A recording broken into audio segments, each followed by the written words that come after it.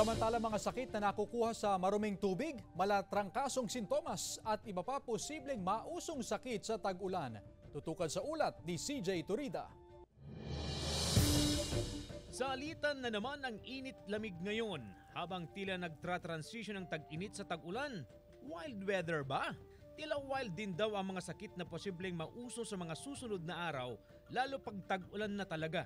W para sa waterborne diseases o mga sakit na maaaring makuha sa pag-inom ng kontaminadong tubig dahil sa mga pagbaha. I para sa influenza-like o malatrangkasong mga sintomas tulad ng ubo, sipon at pananakit ng katawan. Bakit dumadami ang nagsisipon, nagsusore throat? Maaaring dahil yan sa pagbago ng panahon ng ating lalamunan.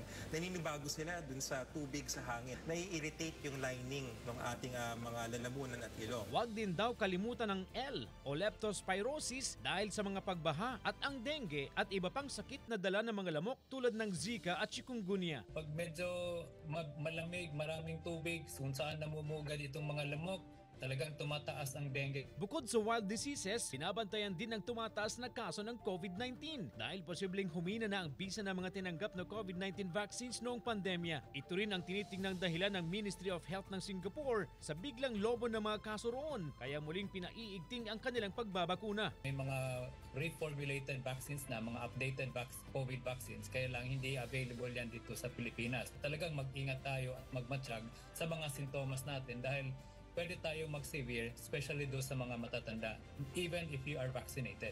Dahil bibisita muli si Pangulong Bongbong Marcos, pinapayuhan siya ng Health Secretary Ted na mag-ingat sa mga lugar na maraming tao. Sa Pilipinas naman, may anunsyo nitong Lunes ang Makati Medical Center, kaugnay ng dagdag COVID beds dahil sa bagyang pagdami ng mga kaso ng COVID-19. Bagamat malayo raw ito sa bilang noong kasagsagan ng pandemya.